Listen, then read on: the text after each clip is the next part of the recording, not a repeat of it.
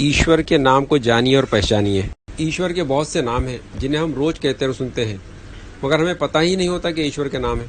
आज मैं आपको ईश्वर के कई ऐसे नाम बताऊंगा जिन्हें सुनकर और जानकर आपको आश्चर्य होगा। भागवत गीता के अध्याय नंबर 17 के श्लोक नंबर 23 का अर्थ इस प्रकार है। सामाजिक जीवन के आरंभ में ब्राह्मणों को ईश्वर ने निर्देश दिया कि ईश्वर के इन तीन नामों से, जो कि ओम, तत्व और सत्य हैं, ईश्वर को याद किया करो। इस तरह इन नामों से ब्राह्मण यज्ञ और वेदों की शिक्षा का प्रबंध किया करते थे। ईश्वर का एक नाम है और हमें हर अच्छे काम के आरंभ में ईश्वर के इस ओम नाम को कहना चाहिए। इस श्लोक के अनुसार ईश्वर का दूसरा नाम है तत्व, और तत्व का अर्थ है वो। जब हम पाप से ये सोचकर बचते हैं कि वो हमें देख रहा है, तो वास्तव में हम तत्व नाम से ईश्वर को याद करते हैं। योगी तत्त्वमसि शब्द का बहुत जाप करते हैं। ये 3 शब्दों से बना है, तत्त्वम असि। इसका अर्थ है वो तुम हो, या हे ईश्वर वो तुम हो जिसने इस सृष्टि की रचना की है और जो सबका मालिक है। इस्लाम में ईश्वर के इस नाम को हू कहते हैं। मुसलमान सूफी भी अल्लाह का बहुत जाप करते हैं। इसका अर्थ भी वही है, यानी वो अल्लाह है जिसने सृष्टि की रचना की है और जो सबका मालिक है। कुरान में ईश्वर के इस नाम का वर्णन सूरह हश्र की आयत नंबर 22 में है। ईश्वर का तीसरा नाम सत्य है। हृदय के स्तर पर विचारों को, अपनी श्रद्धाओं को और अपनी नीति को शुद्ध करके हम ईश्वर के इस सत्य नाम का जाप करते हैं।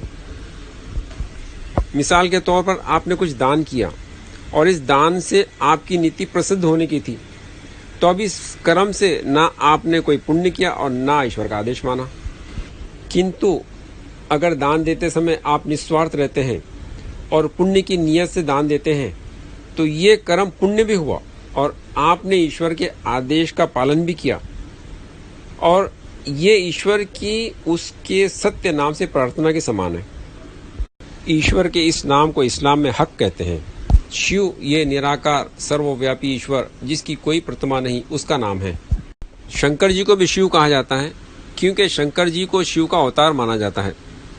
किंतु शिव ये शंकर जी का व्यक्तिगत नाम नहीं है, ये निराकार ईश्वर का नाम है। इस बारे में जानकारी आपको शिव पुराण में मिलेगी। राम ये ईश्वर का नाम है। अयोध्या के राजा दशरथ के बड़े पुत्र का नाम रामचंद्र था। रामचंद्र का अर्थ है ईश्वर का चंद्र या ईश्वर का प्रिय। आपका नाम केवल राम नहीं था, किंतु आप राम नाम से प्रसिद्ध हैं। श्री रामचंद्र जी ने अपने अनुयायियों को एक मंत्र दिया था जिसे राम तारक मंत्र कहते हैं, अर्थात रामचंद्र जी का मुक्ति दिलाने वाला मंत्र। इस मंत्र को आप विशाल शब्द सागर डिक्शनरी में पेज नंबर 1175 पर पढ़ सकते हैं। ये मंत्र इस प्रकार है, राम रामाय नमः। इस मंत्र का अर्थ है राम के राम की प्रार्थना करो। इस मंत्र के पहले राम का अर्थ है श्री रामचंद्र जी और दूसरे राम शब्द का अर्थ है ईश्वर। इस तरह इस मंत्र का अर्थ हुआ श्री रामचंद्र जी के ईश्वर की प्रार्थना करो। तो ये राम शब्द वास्तव में ईश्वर का नाम है। अब हम जब सत्य और राम ये दोनों ईश्वर के नाम है इस बात को जान गए हैं, तो राम नाम सत्य है इस वाक्य का अर्थ भी समझ सकते हैं। इसका अर्थ है कि ईश्वर का नाम सत्य है और जो हृदय के स्तर पर पवित्र होगा और हृदय से ईश्वर की प्रार्थना करेगा वही मुक्ति पाएगा। तो जो लोग इस अर्थी के साथ चल रहे हैं वो इस बात को याद रखें कि वो अपनी अर्थी उठने से पहले अपने हृदय को पवित्र कर लें। अग्नि ये भी ईश्वर का एक नाम है। इस्लाम में इस नाम को नूर कहते हैं। भागवत गीता के अध्याय नंबर 11 श्लोक नंबर 12 में लिखा है कि अर्जुन ने ईश्वर के तेज को देखा और वो ऐसा था जैसे हजारों सूरज एक साथ आकाश में चमक रहे हों।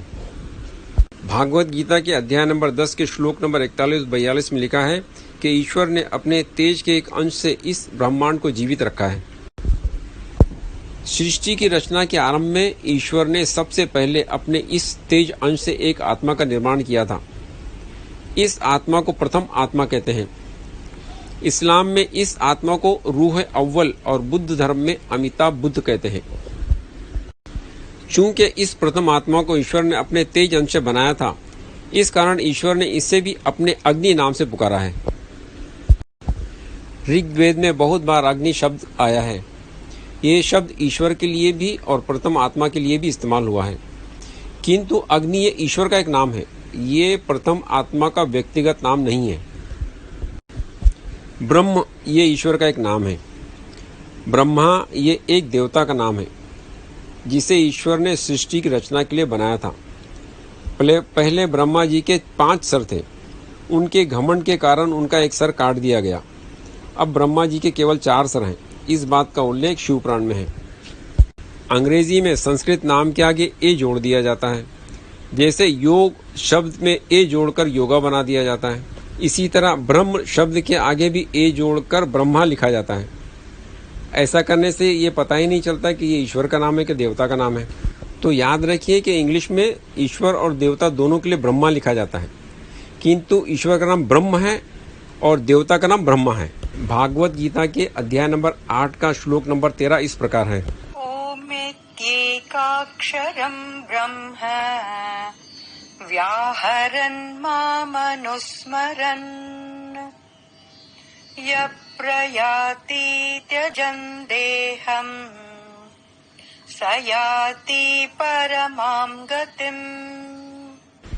अर्थात जो व्यक्ति शरीर को त्यागते समय यानी मरते समय मुझ ईश्वर को याद करता है और कहता है ओम अविनाशी ईश्वर एक है, वो मनुष्य सबसे महान लक्ष्य यानी स्वर्ग को पा लेता है। इसलिए हमें याद रखना चाहिए कि ब्रह्म ईश्वर का नाम है और ओम एक अक्षर ब्रह्म इस श्लोक को पढ़ते रहना चाहिए ताकि मरते समय ये हमारे होठों पर हो और हमें स्वर्ग मिले।